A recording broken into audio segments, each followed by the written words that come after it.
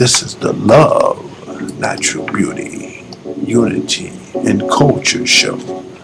And on today's segment, we have Brother Somerville. This is the fourth segment, and we're going to wrap it up tonight with Brother Somerville continuing his conversation from the last segment. Brother Somerville. Yes, last conversation we was having was Holy War in America, correct? Yes, sir. Okay.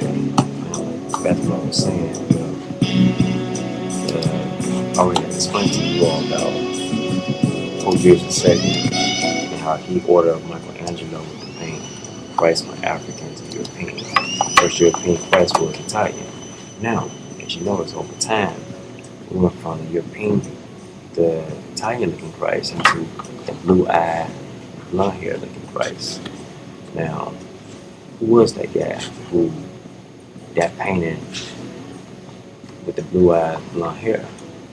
Now, a lot of people are unaware that the guy they got the side profile view of with the hair, the golden hair hanging down with the bright blue eyes.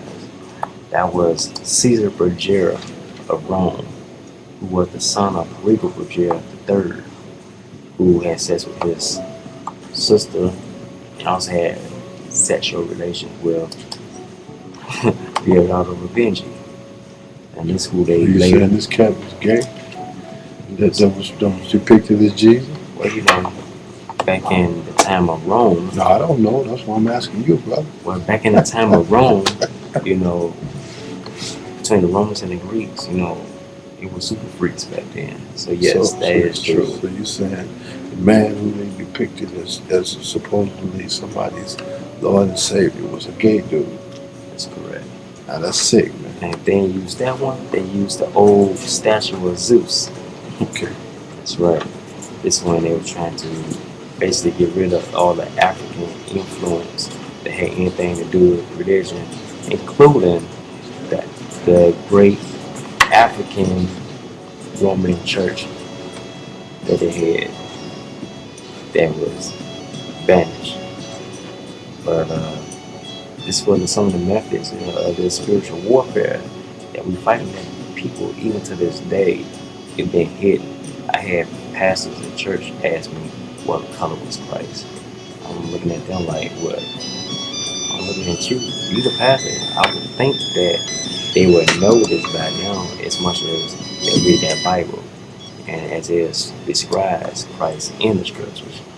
Not just that, but even the neighbors of the ancient Egyptians, for example, the Sumerians, they describe them in the book of Daniel, if I'm not mistaken, Daniel 10, 4, and 5. They describe them as people, arms and feet the color of burnt brass, the same color that Christ was. So, that's pretty much explanatory if you ask me. We talk about Ethiopia 21 times in the scriptures. One time they talk about the Gentiles or the Europeans, which were the Roman Empire at the time, who Christ was delivered to. So matter of fact, they talk about the great evil from the north that dwelt throughout the lands of the south. These were the enemies of the ancient Egyptians from the book of Daniel again. No, I'm sorry. Jeremiah 1:14. Can't miss it. So it's already clear who we are, who we were, and the people in the scriptures. Y'all leave that? Well, it sounds like you are pretty thorough, brother. I didn't know a lot of that stuff that you were talking about, but that's interesting. Next thing we want to touch on is this whole idea of Beethoven being black. Do you know anything about that? Yes, sir. He was supposed to be one of the greatest composers of all time. I never heard anybody say that. It's true. Well, I have heard a few people say that he may have been black, but not that many. Well, his close relatives and his closest friends describe him as necrotic, negroid features. In fact, probably later on, I would probably share with you all Beethoven's Death Mask. As you would know, his Death Mask is so similar to Frederick Douglass. So we have a little wavy hair, of course, because of that mixture with the Moors, the Arabs, and whoever they conquered, which were the Spaniards. So it's the three bloodlines, the doom three right there I just named to you. Also, one of Beethoven's place of residence was in Australia, where she had title over his interest, the Black Spaniard, and it's in Spanish, right there in Australia. Even today, you can see. Isn't that amazing? It really is, brother. I didn't know all of that.